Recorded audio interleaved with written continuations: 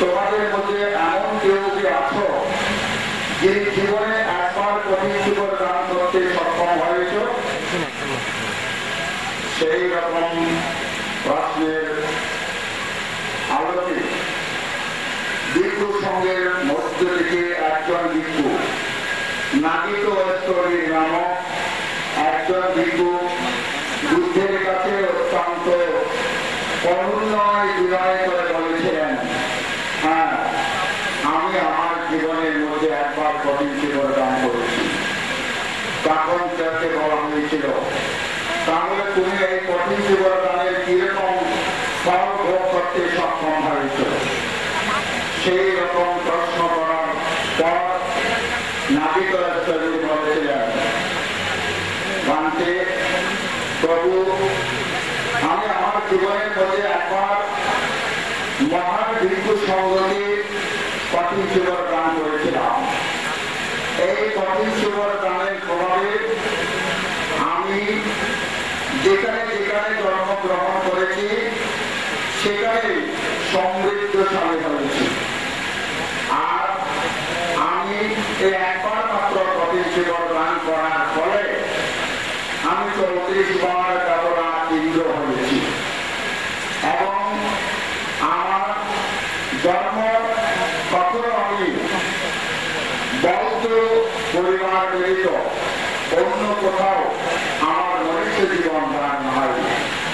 আর আমার জীবনের মধ্যে সবসময় সর্বক্ষণ আমি দানাত্ম হয়ে বিত্তশালী হয়ে আমি সম্মানিত হয়ে আমার জীবন আমি অতিবাহিত করতে সক্ষম হয়েছে।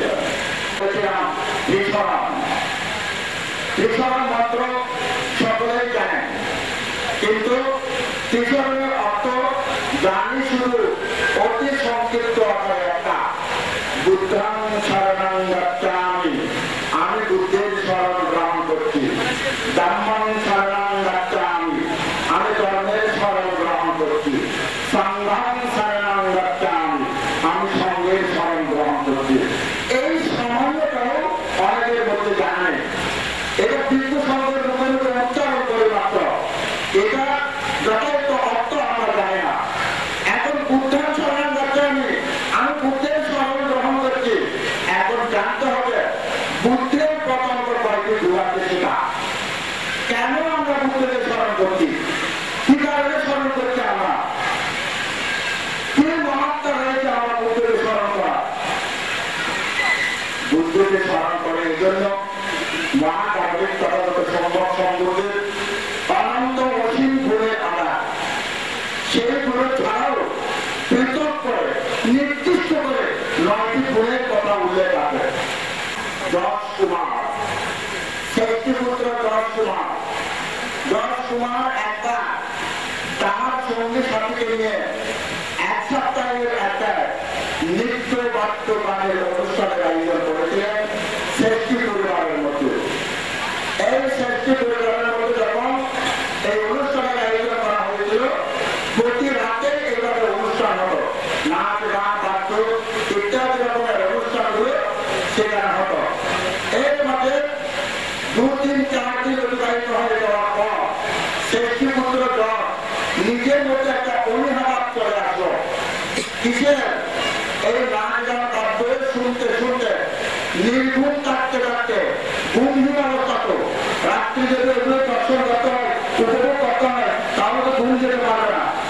ঘুমহীন অবস্থায় বলে তার মধ্যে একটা অনীহা ভাব আসলো।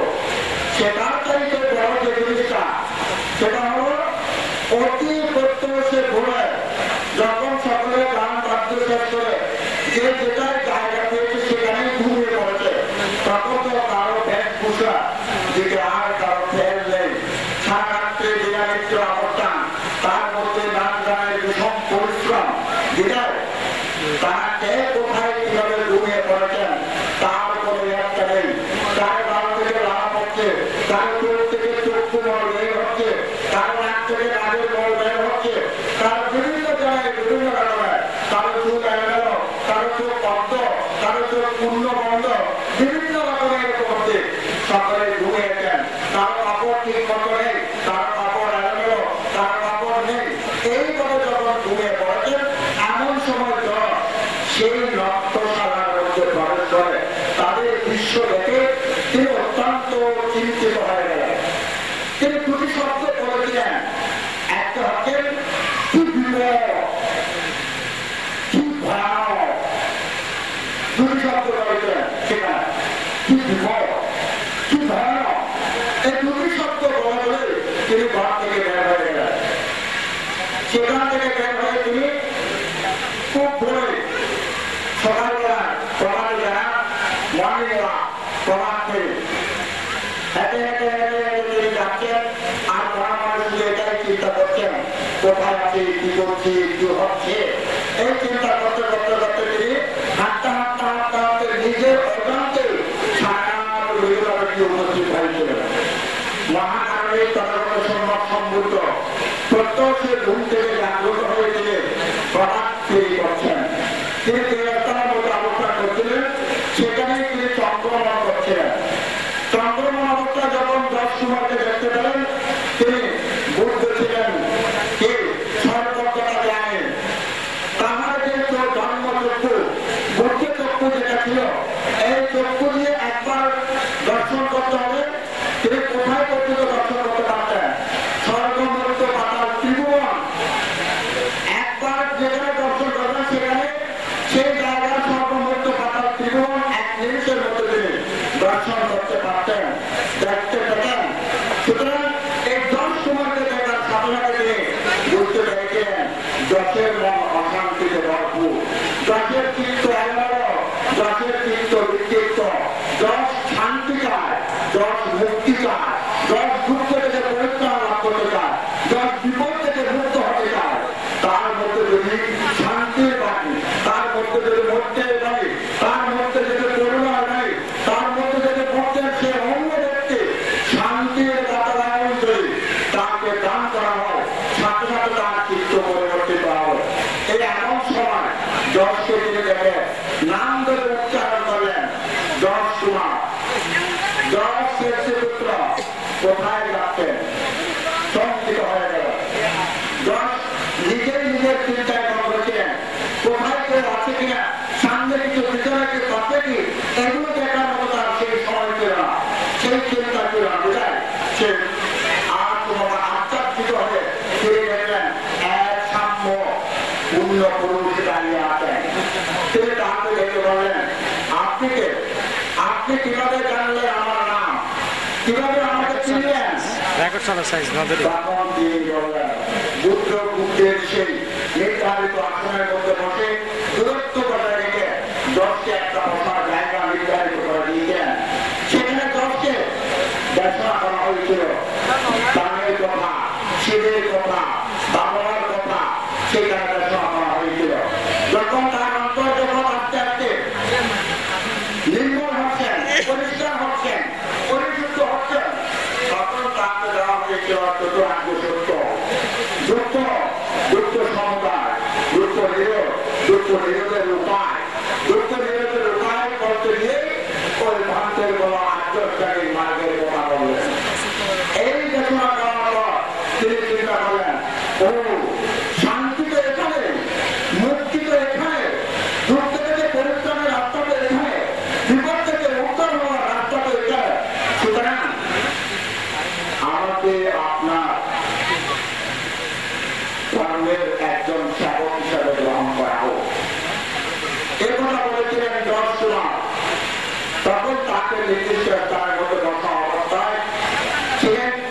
যখন সকাল আলোকিত হলো চতুর্দিকে, সব মানুষ যখন জাগ্রত হলো, এমন অবস্থায় যশের পিতা সৃষ্টি সন্তানকে খুঁজছিলেন, সন্তান কোথায় গেল, সন্তানকে কোথাও খুঁজে পাওয়া যাচ্ছে না। সৃষ্টি পরিবারের মধ্যে সৃষ্টি বাড়িতে যখন পাচ্ছিলেন না, তখন দিকে দিকে লোক পাঠিয়ে দেওয়া হয়েছিল সৃষ্টিপুত্র দশকে সন্ধান করার জন্য, খুঁজে আনার জন্য। তখন সৃষ্টি নিজে বের হলেন একটি পথে, যে পথে দশ কুমার দিয়েছেন, সেই পথে দশের জুতো, পায়ের জুতো একটি সাপ রাস্তার মধ্যে পড়েছে। সেই জুতো সাপ দেখে দেখে দেখে দেখে দিয়ে অগ্রসর হচ্ছিলেন। অগ্রসর হতে হতে হতে তিনি বিহারের মধ্যে গিয়ে উপস্থিত হয়। ওরাই সারা রাত লেগে যাবে, উঠতে যেখানে সর্বপ্রথম তার অমৃতময় সেই ধর্মচক্র প্রবর্তন সূত্রে দেখা করেছেন, সেই জায়গার মধ্যে যখন উপস্থিত হলেন, বুদ্ধ তাকে দেখলেন। বুদ্ধকে তিনি প্রশ্ন করেন, ভগবান বুদ্ধ, এখানে কি আমার বুদ্ধ যশকে এসেছে, আপনি যশকে এখানে এসেছে? তখন বুদ্ধ তাকে বললেন, আপনি এখানে বসুন।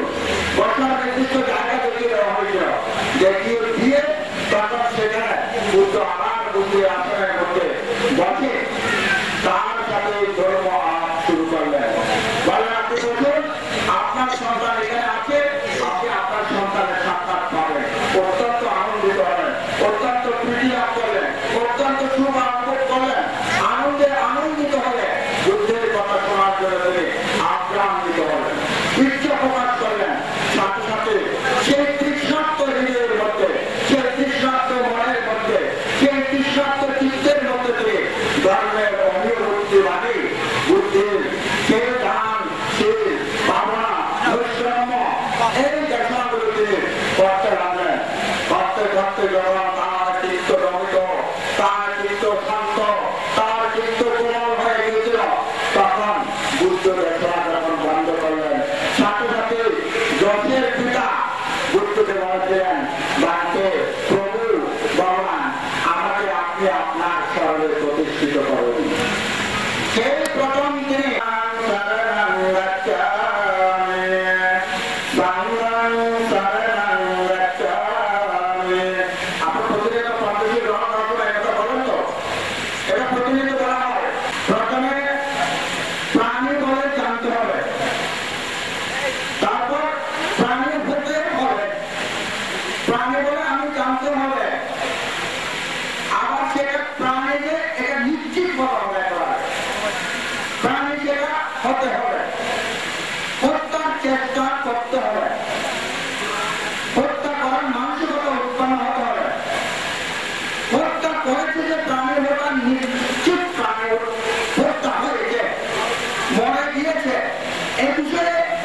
সম্পূর্ণ জানতে হবে। যদি না জেনে যদি আমাদের মধ্যে অনেকে বলে থাকেন প্রাণী হত্যা হয়ে গিয়েছে, প্রাণী হত্যা হতে হলে এই পাঁচটি কারণ যদি যথাযথভাবে যদি হয়, তাহলে সেটা প্রাণী হত্যা, নতুন সেটা প্রাণী হত্যা নয়। আমাদের চিন্তা চেতনার কথাগুলো আছে, যেমন মনে করেন আপনি পাহাড়ের পথ দিয়ে হাঁটছেন, হাঁটতে হাঁটতে দেখলেন বড় মোটা একটা লতা লতা লতা কাটা রয়েছে, বড় মোটা অথবা একটা বড় সুতা, সুতা আছে না, বড় সুতা পড়ে রয়েছে। এখন আপনি তো আপনার মনে রাখছেন, হাঁটতে হাঁটতে হঠাৎ রাস্তার মধ্যে যখন এটা পড়ে থাকতে দেখে আপনি মনে করেন সাপ, সাপ বলে মনে করেন সেখানে, সেটাকে সাপ দিলে চিন্তা না করে সেটাকে পাহাড় করতে শুরু করে দিলেন, মারতে শুরু করে দিলেন, মারতে মারতে মারতে মারতে সেটাকে আপনি একেবারে মেরে ফেলেছেন, এরকম একটা সিদ্ধান্ত নিয়ে সেখান থেকে ছুটে আসতে গিয়েছেন। তাহলে এটাকে প্রাণী হত্যা হবে। বন্ধু এসে বললেন, চলো বন্ধু, পৃথিবীতে একজন বুদ্ধের উৎপত্তি হয়েছে, একটি বুদ্ধের আবির্ভাব হয়েছে, মানুষ দলে দলে যাচ্ছে বুদ্ধ দর্শন করার জন্য, চলো আমরাও যাই বুদ্ধকে দর্শন করার জন্য। সাথে সাথে প্রশ্ন করেছেন, কি কাজ করে বুদ্ধ হয়েছেন? প্রশ্ন হওয়ার পরে ওই ব্যক্তি বললেন, বন্ধু 6টি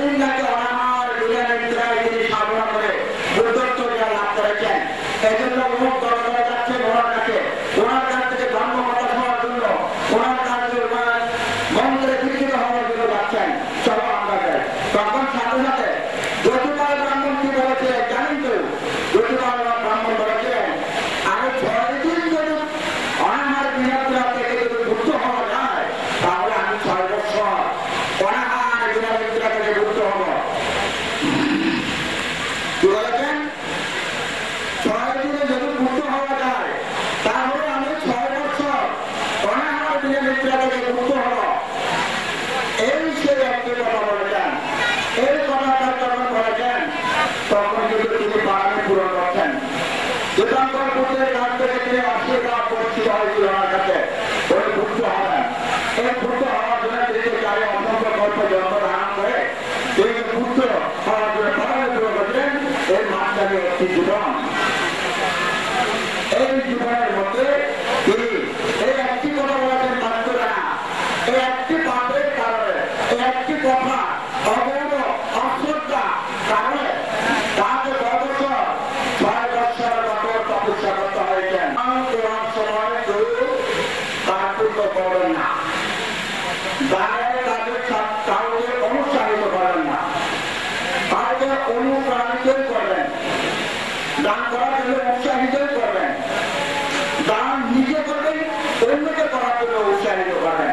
এই কাজে যখন কেউ আপনার কাছে উপস্থিত হবে তাকে আশ্রদ্ধা করবেন না, অভক্তি করবেন না, দিতে না পারলে না দিবেন, অন্যকে কিন্তু তখন আপনি এই না দেওয়ার জন্য উৎসাহিত করবেন না, তাহলে আপনার কোথায় জানেন অবস্থিতে যেতে হবে। সুতরাং আজকে সেই দুর্লভ পঞ্চমবার গান অনুষ্ঠান আজকে আপনাদের জন্য অত্যন্ত সুখময় সময়। জন্মগ্রহণ অনেক পঞ্চমবার গান করেছেন বৌদ্ধ পরিবারের জন্মগ্রহণ হেতু বৌদ্ধ হিসাবে, কিন্তু আজকের পঞ্চমবার গানের মধ্যে এমন একটি আনন্দ নিহিত আছে, এমন একটি সুখ নিহিত আছে, এটা কল্পনা করেছেন কিনা হয়তো জানি না। আজকের পঞ্চমবার গানটা হচ্ছে আপনাদের নিজেদের অর্জিত অর্থের পঞ্চমবার গান, নিজেদের অর্জিত অর্থ আপনারা প্রতিষ্ঠা করেছেন। এটা আরো গর্ববোধ হবে, এটা আরো সুন্দর হবে, এটা আরো উন্নত হবে। আর দিন দিন আপনাদের সেই চিন্তা চেতনা যেটা চূড়ান্ত সাফল্য, সেই সাফল্য থেকে আপনারা উপনীত হবেন। আমি যখন এসেছি তখন একজন বক্তার মুখে করেছিলাম বিহার প্রতিষ্ঠা করতে চান আপনারা। এই প্রতিষ্ঠান করার জন্য আপনারা এখানে যারা উপস্থিত হয়েছেন আপনাদের মাথা গোনা যদি দেরি করি 2 টাকা করে যদি আপনারা যদি নিজের বাড়িতে যদি একটি বক্সের মধ্যে যদি জমা রাখেন সেটা দান কোথায় কি জন্য? বিহার দানের জন্য, বিহার প্রতিষ্ঠা করার জন্য। বিহার প্রতিষ্ঠা করতে পারলে তারা বুঝতে পর্যন্ত হতে পারে। আয়োজক যারা রয়েছেন এই পরিচালনা কমিটি, বিহার পরিচালনা কমিটি সকলের প্রতি মন্ত্রী হয়ে আশীর্বাদ, আপনাদের সকলকে পূর্ণ আশীর্বাদ জানিয়ে আমার কথা এখানে শেষ করলাম।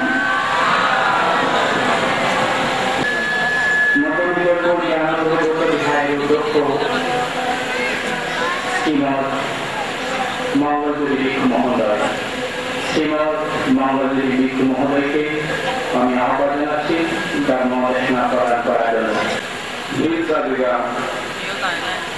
বৌদ্ধ বিহার কর্তৃক অর্থাৎ দায়িত্ব কর্তৃক আয়োজিত প্রথম বছরের শুভকান্ত কঠিন শিবদান অনুষ্ঠানের পরম পূজ্যের সভাপতি, প্রধান অতিথি, বিশেষ অতিথিবৃন্দ, প্রধান ধর্ম আলোচক মহোদয়, অনন্তপূর্ণ সহ এবং আপনারা যারা পূর্ণ সংক্ষেপ করতে এসেছেন, পূর্ণ অনুষ্ঠানে অংশগ্রহণ করতে এসেছেন, যারা শ্রবণ করতে এসেছেন এবং যারা দেখতে এসেছেন, উভয়ে আমার সঙ্গে পূর্ণ রাশি আপনারা সমান অংশে গ্রহণ করে সুখী হন, সুখী হন, সুখী হন।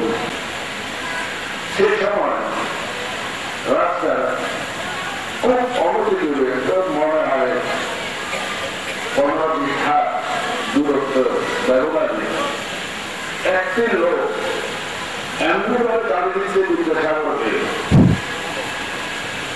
বিদ্যাসাগর বাবুর বন্ধু জিজ্ঞাসা করলো, বললো এই বন্ধু তোমাকে ওই লোককে এমনভাবে দাঁড়াবে করতে কেন?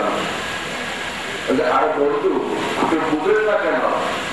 ওটা কিছু নয়, ওটা হচ্ছে আমার পূর্ব জন্মের হয়তো কোনো না কোনো জন্মে আমি দোষ করেছি, অথবা এই জন্মে আমার অগাধ দোষ করে ফেলেছি। তবে মনের অগাধে, আমার জ্ঞানের অগাধে কোনদিন দোষ করেছিলাম, তার ফল ভোগ করছি। ভালোবাসতে শিখবো, আমাকে আমি জানতে চেষ্টা করবো, আমাকে আমি জেনে তারপরে বলবো হ্যাঁ এই আমি যে এসে আমি সেই আমিকে প্রকাশিত করতে হবে তার কাছে, সমগ্র জাতির কাছে, সমগ্র সমাজের কাছে, সমগ্র মানবের কাছে প্রকাশিত করতে হবে যে আমি একজন সত্য জন্ম গ্রহণ করেছি এই পৃথিবীতে। তাহলে আমরা যে মনের মধ্যে পরিকল্পনা করেন সেই বেশি মনের মধ্যে কষ্ট পায়। তাহলে সেদিকে আমরা বিবেচনা না করে যেদেরকে সেদিকে নিয়ে আমরা যদি সত্যের দিকে যদি আমরা নিয়ে যাই, আসলে আমাদের এই হিমবাদের স্বাধীন বৌদ্ধবিহারকে স্থায়ী বিহারকে আমাদের ভূমি গ্রহণ করে আমরা সকলে আমাদের নিজস্ব ভূমি করার জন্য সচেষ্ট হবে। সুতরাং আমরা যারা সত্যকে অন্বেষণ করি সে সত্যই বৌদ্ধ দর্শন বললে আমরা যদিও বা বলি বলে থাকি লৌকিক অর্থে যে বৌদ্ধ দর্শন এটা কিন্তু অ্যাকচুয়ালি নট এ সাবজেক্ট, এটা তো কোনো বিষয় নয়, এটা কিন্তু ফিলোসফি নয়, এটা লৌকিক নয়। বৌদ্ধ ধর্ম হচ্ছে এটা রিসার্চের ধর্ম। ধর্মকে উজ্জীবিত করে আপনাদের মাঝে আমাদের মাঝে দিয়ে দিয়েছেন যুগ যুগ ধরে 1956 থেকে তার অন্ত্যেষ্টিক্রিয়া অনুষ্ঠান আগামীকাল 5-6 ডিসেম্বর মাস 2008 অনুষ্ঠিত হবে। সেক্ষেত্রে আমি এই অগ্রবর্ষ মহাদেব জাতীয় অন্ত্যেষ্টিক্রিয়া উদযাপন কমিটির প্রধান সমন্বয়ক হিসেবে আপনাদেরকে আমি আহ্বান করব। এই মহান মানুষকে আমরা যথাযথ জাতি ধর্মীয় মর্যাদায় বিদায় দিতে পারি এবং তার স্মৃতিস্বরূপ যদি কিছু একটা করতে পারি, তার জন্য আপনারা আপনাদের মধ্যে বলে কোনো কোনো সংগঠনকে এই অন্ত্যেষ্টিক্রিয়া উদযাপন পরিষদের পক্ষ থেকে টাকা রসিদ করে দেওয়া হয়েছে। আপনারা অতি সত্ত্বর এই টাকা রসিদগুলি আপনাদের কাছে না রেখে আপনারা উঠিয়ে জমা দিলে রাজবাড়িতে আমরা খুশি হবো, অথবা আপনাদের ইনকামিকার নতুনের মেয়রদের কাছে জমা দিলে আমরা তা পাবো। আপনার শুনল বগি বলার আমরা ডাক্তার আনা বলা হলে ডাক্তার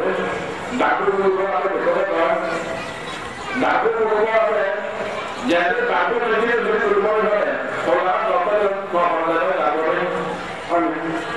সেটা করে মহানগর তার মহানগরী কি হলো এখন জানা করতে তুমি সেটা আমার আসলে ভক্তবান হয়ে যায়। মহানগরে তুমি শান্ত নির্মল সুন্দর করিবা দৌড়ের চেষ্টা করিবা জয় গেলে এবার আমার ক্ষতি চিন্তা করিবা, নিজেরও তাতে ক্ষতি নয়, মানুষের ক্ষতি চিন্তা করলে নিজেকে রূপ পায়, হ্যাঁ নিজেকে ভক্ত পায়। বুদ্ধ ধর্ম মহানগর মশাইরা হচ্ছে বললে ছিল মাত্র বড় জাতের মাঝে গম্মায় ভগবান বড় মাত্রকে বড় এটাকে হারা এবার ভগবান সে চিন্তা হইল বড় শুরু না রাখা ভগবান সে চিন্তা করা হলো সেটা যদি আমি সেটা যদি আমি বুঝি তাহলে এই মন খারাপ খাওয়া খবর আচরণা অনুশীলনা দেখাবি মাত্র ঠিক আছে মত বক্তব্য করবো মত দায়িত্ব এই বিচার করব সকল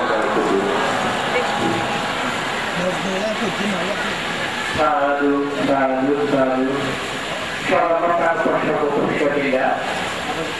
আপনারা যখন বলিল অনেক ধৈর্য ধারণ করে পক্ষে রয়েছেন, আরেকটু ধৈর্য আমাদের মাঝে 2-1 জন্মদেশ বাকি আছে, ওনারা দেখা করার পর আমরা অনুষ্ঠান সমাপ্তি ঘোষণা করবো।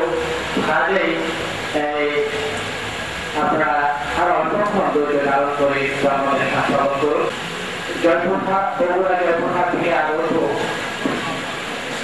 গ্যালাক্সি দৌড়িয়ার কমপ্লেক্সের বিশালতত্ব চিরকালের শ্রী মহোদয়কে দেখা করার জন্য আমি বিনীতভাবে আহ্বান জানাচ্ছি। যে ভগবান বুদ্ধ তার অসংখ্য লক্ষ্যকল্প ভারতে পূরণ করে অসংখ্য কষ্ট স্বীকার করে মানবের কল্যাণের করে তিনি সম্যক সম্বুদ্ধত্ব লাভ করতে পেরেছেন। সাধারণ এত সহজে আমরা যদি নির্বাণ কামনা করি সেই নির্বাণ এত সহজে পাওয়া যায় না। আসলে কথাটা অত্যন্ত সত্য।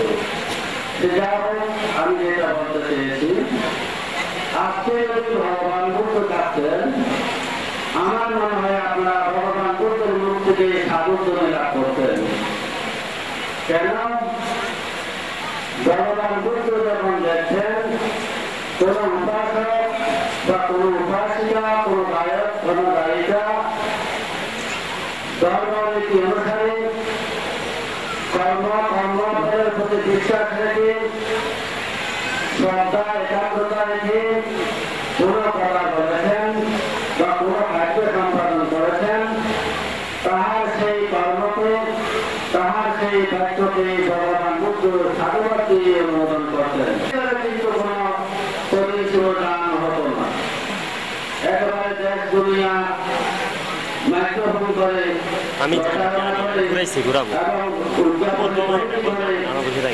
বিভিন্নভাবে যে আমরা বর্তমানে যে পদ্ধতিতে পরিচয় দান করতেছি, এইভাবে কোন পরিচয় দান ছিল না।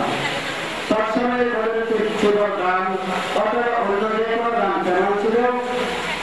শুধুমাত্র আপনার শ্রদ্ধা হয়েছে, আপনি ভাগ থেকে একটা জীবন দেবেন, দান করবেন, ভাতের কাছে এসে ভাত থেকে বন্দনা করেন, ভাতের কাছে মিশনের প্রতিষ্ঠিত হয়ে মিশন গ্রহণ করে তুলে প্রতিষ্ঠিত হয়ে আপনি নিজেকে দান করবেন। মহারাজারা শ্রেষ্ঠরা যেমন দান করতেন, তৎকালীন রাজনীতিরা যেমন দান করতেন।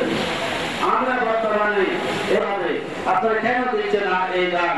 কেন কল্পনা দান দিচ্ছেন? কেন জীবন দান দিচ্ছেন? কেন এখানে বিভিন্ন দানের সামগ্রী দেখা যাচ্ছে সেগুলি কেন দিচ্ছেন? তার ফলটা কি পাবেন? সে সম্পর্কে আপনাদের ধারণা থাকাটা অবশ্যই কর্তব্য। এখানে যত জিনিস দেখা যাচ্ছে সব জিনিস, সব দানের বস্তু মহান ব্যক্তির সঙ্গে ব্যবহারের যোগ্য, ব্যবহার করতে পারবে। সঙ্গেরা কোনো কাজকর্ম করে না, সঙ্গেরা কোনো চাকরি করে না, সঙ্গের কোনো পরিবার নেই, সঙ্গের কোনো জীবিকা নেই, কোনো সংস্থা নেই। আপনারাই সঙ্গ থেকে মহান ব্যক্তি সঙ্গে রক্ষা করেন, আপনারাই বুদ্ধের সাহায্যে রক্ষা করেন। মহান ব্যক্তি সঙ্গে বাঁচিয়ে রেখে দান দিয়ে, আহার দিয়ে বাঁচিয়ে সংগত আছেন। আপনারা সবাই ছোট বড় কর্মজীবী, কেউ বেশি ঘরে কেউ কম ঘরেও ছোট বড় কর্মজীবী আপনারা সবাই। যদি আপনারা সরকার মনে করেন যে বিহার দানের মহাফল, বিহার দানের যে মহাফল আমরা লাভ করতে পারবো, তাহলে মনে করেন 500 টাকা করে যদি বিহার নির্মাণের জন্য, বিহার নির্মাণের সরকার দিতে জনপ্রতিনিধি 500 টাকা করে দেন, 2,000 মানুষের 10 লক্ষ টাকা হয়ে যায়। বর্তমান মন্ডলী এখানে অনেক প্রাজ্ঞ প্রধান ধর্মদর্শক রয়েছেন এবং সভাপতি রয়েছেন, উনাদের আরো অনেক গল্প পানি আমি যেগুলি বা আমরা আগে যে কথাগুলি বলে দিয়েছি তাদের সারসংক্ষেপ আপনাদেরকে বলে দেবেন। আপনাদের যে সেই জ্ঞান উৎপন্ন হবে, সেই জ্ঞান আপনাদের জীবনের আলো পথে প্রসারিত হবে। আপনাদের কাজে ব্যক্ত মনে দ্বারা আজকে সারাদিনে যে পুণ্যকর্ম সম্পাদন করেছেন, সকালবেলা থেকে সংগ্রহ করেছেন এবং বিভিন্ন দানের সময় দান করেছেন, অল্পটুকু দান করেছেন, বিভিন্নভাবে এই পরিষেবা দানের জন্য তারা আর্থিক মানুষের সাহায্য করেছেন। আপনাদের সমস্ত শ্রম, সমস্ত অর্থ, সকল প্রকার সুন্দর মানসিকতা, সকল সার্থক যারা আয়োজন করেছেন, যারা পরিচালনা করেছেন অনুষ্ঠানকে, বিশেষ করে আপনাদের এই বিহারের এবং তার অন্তর্বাসীভূত যারা আছে, আমি মনে করি তাদের অক্লান্ত পরিশ্রম আপনাদেরকে ধর্মপথে এগিয়ে আনার জন্য আপনাদেরকে ধর্মদান করার জন্য, জ্ঞান দান করার জন্য আজকে তারা অসংখ্য শ্রম দিয়েছেন। বিশ্বসংঘের কারণে বর্ণনা নিয়ে জগতের সকল প্রাণের শুভকামনা করে আমরা ধন্যবাদ।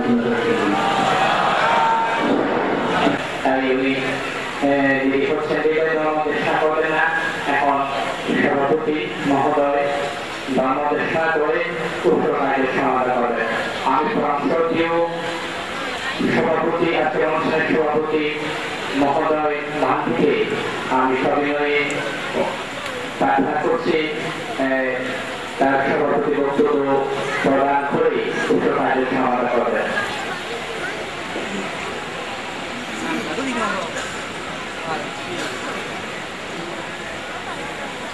আজকে এই মহতি অনুষ্ঠানে আছেন উপস্থিত প্রধান অতিথি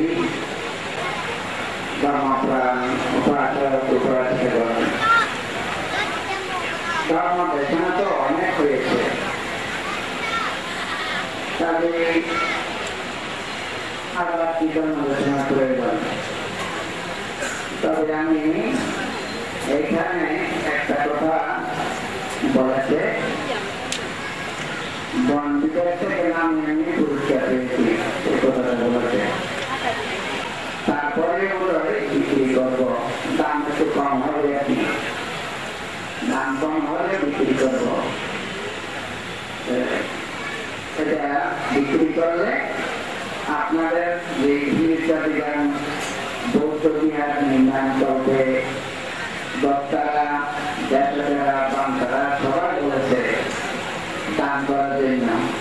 তো সবাই যখন বলেছে, আমি বলতেছি ওইখানে আমি আপনাদের সাথে 20,000 টাকা দিয়ে অংশীদার হবো। আমাদের কলরুদ্ধ বিক্রম মহোদয় নিজে দান করেন এবং অন্যকে দান করার জন্য উৎসাহিত করেন বলেছেন।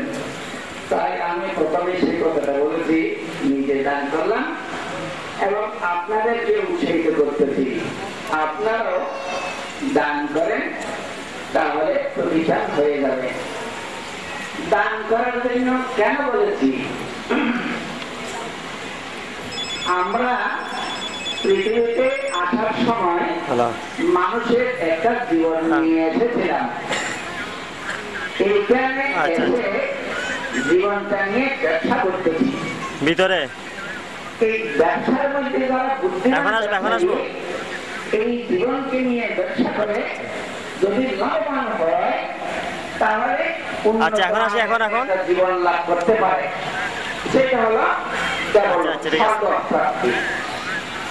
আরো যদি বেশি বুদ্ধিমান হয়, আর বেশি সুখ লাভ করতে পারে, সেটা হলো ব্রহ্ম অধিবাসী হয়। যদি কোন নির্বুদ্ধিমান যদি ব্যবসায়ী হয়, তাহলে বাজারে টাকা নিয়ে গেলাম 1,000,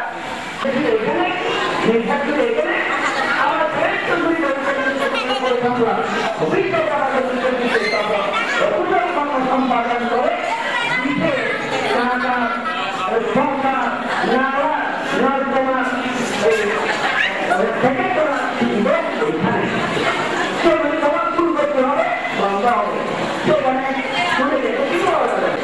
আমার দুঃখটা কে জন্য করবে?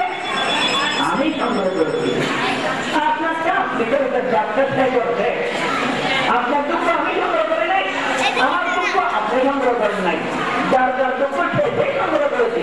তাহলে আমরা মানুষ আর আগুন হলে আগুন, টাকা হলে টাকা, টাকা হলে টাকা, দুঃখ হলে দুঃখ। আমার যদি দুঃখ হয়, আরো যদি পাবো, এখানে একটা কথা বলতে সেই কাজটা যে করে তাকে দিতে খরচ হবে, তোমার জীবন সেই কথা সামনে। তাহলে বলতে আমাদের কি করা উচিত? আমাদের জীবনের সার্থক করবো না। যদি আমরা আমাদের জীবন সার্থক করতে চাই, তাহলে আমাদেরকে এই এমন একটা কাজ করতে হবে, সেটা হলো কি? আমি, আমার অর্থাৎ আমরা বলে থাকি, সেই আমিটা আমাদেরকে বর্জন করতে হবে। কেন জানেন? আমি বলছি কি হবে জানেন? অহংকার আছে, অহংকার বর্জন করতে হবে। অহংকার কিভাবে?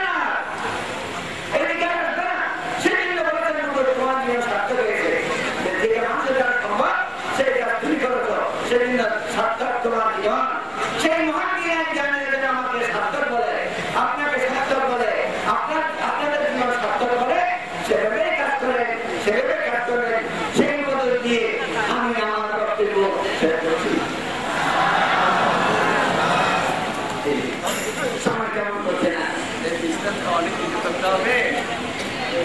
তাই আচ্ছা এখন উৎসর্গ জীবন দিল জীবন দিল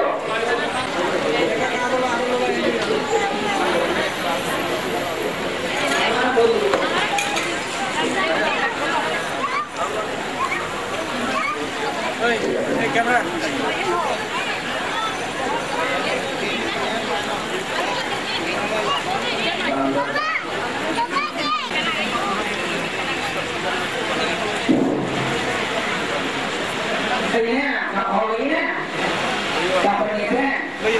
अच्छा tinggal namo tassa bhagavato arahato samma sambuddhassa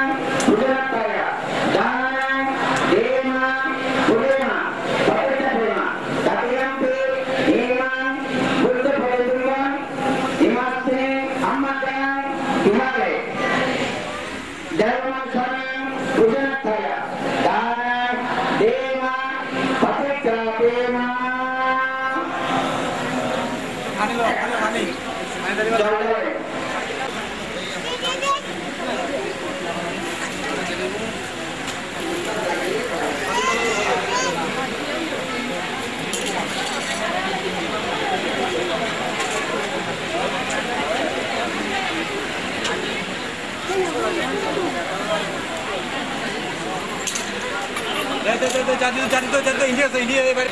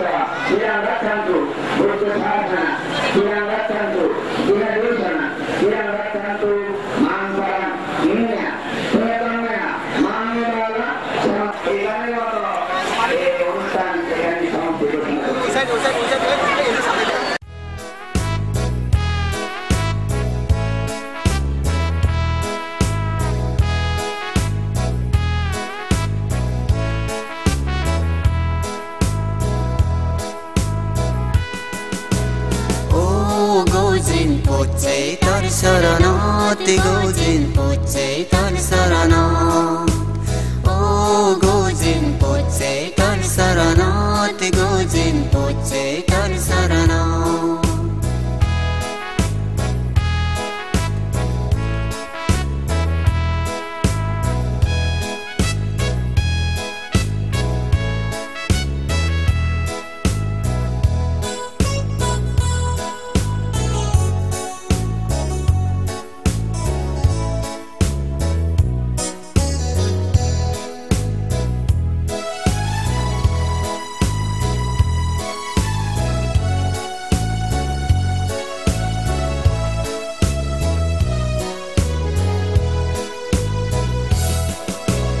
दानशील बाबुना आमारे सिगेयो